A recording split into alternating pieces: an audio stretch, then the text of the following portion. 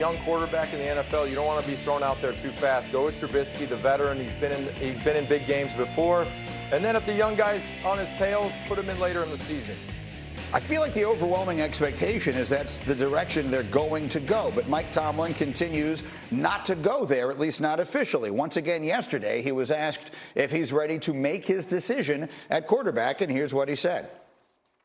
Sunday night, you said you didn't want to make any knee-jerk statements, and you'd let us know at your leisure. Are you ready to name a starting quarterback? No, I'm not. Yep. You know, who's to say it's not settled? I'm just not making any announcements because it's fruitless for us. We just got work ahead of us, and so that's not kind of on our agenda to make any announcements to feed the beast. We don't care about the beast. Okay, so the voice you heard asking that question was our very own Steelers reporter, Brooke Pryor, who joins us right now from what looks like a lovely park somewhere in Pittsburgh with a bike path behind her. Brooke, what is going on there? I mean, Tomlin, is your belief and is the general belief that they have not made a decision, or he just really doesn't want to announce it? I think he just doesn't really want to announce it. I mean, remember a couple days ago when he said he would let us know at his leisure? This is not about us. It's not about the beast. I think he's having fun with it. And that evidence was yesterday he was asked if this is a distraction for the team, and he said, not hardly, and he smiled when he said it. So we've been asking Tomlin all offseason who the quarterback's going to be. So then I went in the locker room. I asked Mitch Trubisky. I said, have you asked if you're going to be starting? And he said, nope, not one time. Trubisky said nobody in his life is asking him if he's going to be the starter. He said they know that when Mike Tomlin says who the starter will be, that's when it needed to be said. So I get the sense, though, it's going to be Trubisky. This guy started all 3 preseason games. They've been telegraphing that he's the favorite all along. So, I mean, that's what I was going to go to next, is that while there is some mystery that he is keeping in this, it doesn't feel like it's much. Let's put it this way. It would be quite a stunning twist at the end of the movie if they wound up giving the ball to Pickett week 1, right? Yes, it would definitely be a twist if Pickett came out and was the week 1 starter, especially considering he's barely worked with the first team offensive line, offensive skill players in a game setting. Now, he has taken first team reps at points during practice, but no, this guy, the starting job is going to be Mitch Trubisky's. I actually talked with Kurt Warner about, you know, what is it like when you're the veteran and you know that you have a rookie hot on your heels? And he said, look, you go out and you know you have a finite time and you want to make the most of it. Go out and show everything that you can. Give the coaching staff 0 excuses to put in the young guy. So I think that that's what Trubisky's going to do, knowing that Pickett is right there and he is ready to become the starter whenever the team names him. Yeah, look, I mean, Warner was in that situation with Eli Manning once upon a time, and now as I bring the rest of the crew back in on the conversation here, I mean, Ninko, if you watch the show, you know, and you're a Chicago guy, so obviously you are as well-versed in the history of Mitch Trubisky as anyone could be. Without relitigating all the things that happened in Chicago, I believe he is a better player than he has ever been given the opportunity to demonstrate, and I think he has a real chance to play very well for them and hold off Pickett at least for this season, win a bunch of games, and then we'll figure out the future from there. How do you see it? Yeah, I agree with you. I think at one point when he was in Chicago, he had a hard time hitting water if he fell off a boat. But again, he took some time off.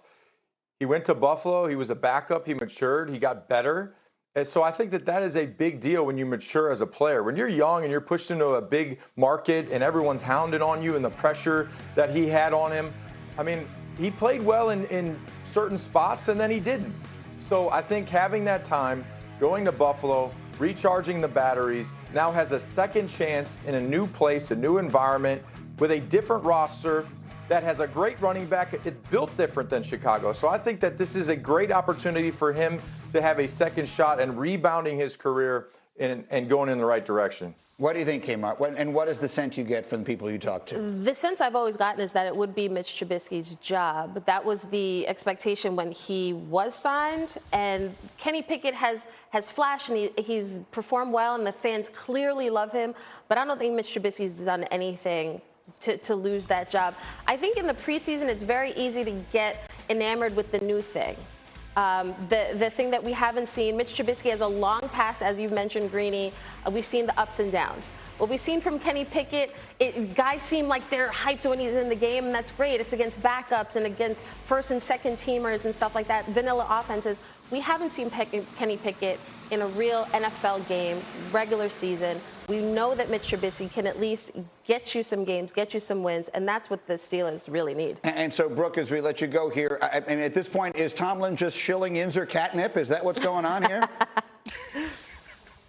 He is. He's keeping the dream alive for a second. Hey, maybe it'll be the rookie from across the hall. But no, guys, it's going to be Mitch Trubisky. As much fun as it would be to see Kenny Pickett go out there and start and hear the Kenny chants at Acrisure Stadium in week 2, because they do start on the road at the Bengals in week 1, it's going to be Mitch Trubisky. There's no harm in keeping Kenny Pickett on the bench a little bit longer. All right, Brooke, outstanding work as always. Thank you. Watch out for the bikes behind you. We're coming back with in just a moment here. I got some stuff to bounce off my man Jay Will.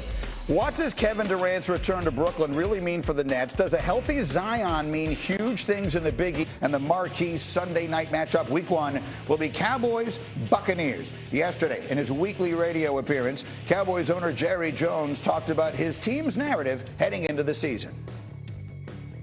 I think that we did. We came up short, and I don't want to dwell on it, but I do want to burn it in our minds. I like that. Continually reminding that we need to not only get in the playoffs, but we need to get way deep into the playoffs so we got a chance. I think this team is reflecting that. So that is the narrative. Get in a better spot to stay longer in the playoffs. All right, so he's definitely putting the pressure on. Caesars Sportsbook thinks Dallas is the favorite to win the NFC East for the second straight year. They have the 5th shortest odds to win the conference. It's a round they haven't reached since winning the whole thing back in the 1995 season. That history is obviously very well documented. Jerry Jones has been there for every day of it. In fact, he is the only thread of commonality through all of it. So where does this leave us? Kmart, as we listen to Jerry Jones and his thoughts here, what does it make us think?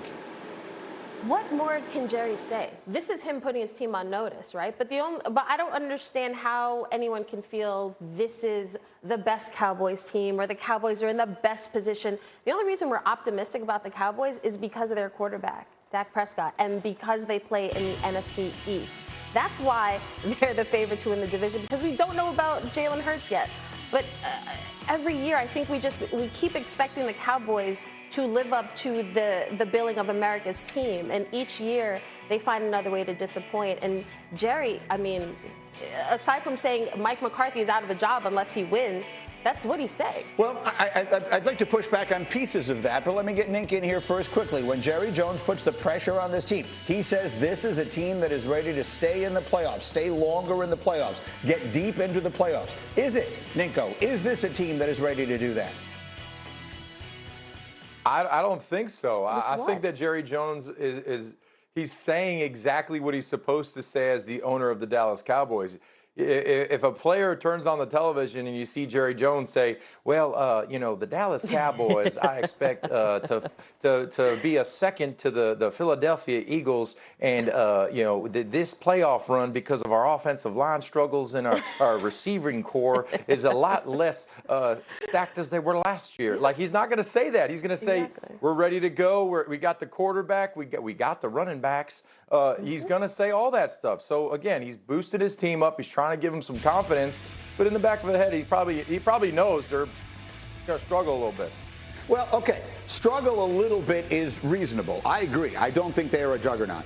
But, Kimberly, what you basically just said is the only reasons we believe in the Cowboys are because of the quarterback and the division. If I said to you the only reasons we believe in the Green Bay Packers are because of the quarterback and the division, that wouldn't sound so crazy. Now, I understand Dak Prescott is not Aaron Rodgers. I'm not trying to say he is. Right. But generally, if you have a great quarterback and you play in a bad division, that usually is the formula for winning the division, right? Right, except when you look at the rest of the division, you look at the NFC North. Like, the rest of the rosters don't scare you the same way. If you're the Packers, they haven't scared you in a long time. The Eagles literally have done absolutely everything they can this offseason to say we are all in. Their biggest question mark is their quarterback, and maybe very soon we won't have a lot of questions about Jalen Hurts. But outside of the offensive line. You're looking at Dak, he's coming off injury, he's healthy now, but that offensive line, that has to do with the running game, the quarterback, like everything. The wide receivers, like there's no Amari Cooper, Michael Gallup still not there, Washington still not there. You're expecting CeeDee Lamb to take that next step, but you haven't seen it. There are a lot of question marks for a team that has poured so much money into key positions that we shouldn't be talking about the Dallas Cowboys as a question mark. I understand that, but if I were to say to you that I think that this is a team that last year actually maybe significantly underachieved, and I know they've lost a piece or two, but Rob Ninkovich, this is a team, and I'm just, there's no nice way to say it. This was a badly coached football team last year. They had the most penalties for the most yards of any teams in the sport. They had clock management issues. It felt like every single week. One week the coach couldn't see the clock. Who's the head coach though? And their season ended. Well, I understand that. But my point is, if they either A, get some of that cleaned up, or B, change that, that might wind up actually being their ticket to success. Because I think, whereas the Cowboys are usually overrated going into seasons because of all their fans, maybe because of some of those factors, Nico, we are understating how good some of the players on this team are. Well, listen, they are a talented roster. They got a great quarterback. I think that you said it. It's the discipline. It's the coaching. It's the penalties. Those things, I said it yesterday. Discipline isn't something that you just snap your fingers, flip the light switch, and it's automatically there. It's something that you have to work on every day in practice, every week, and every month. It's something that gains momentum, is to have a disciplined football team. The discipline issues, just like I said yesterday, I'd have a six-pack if I had more discipline. That stuff doesn't happen like that.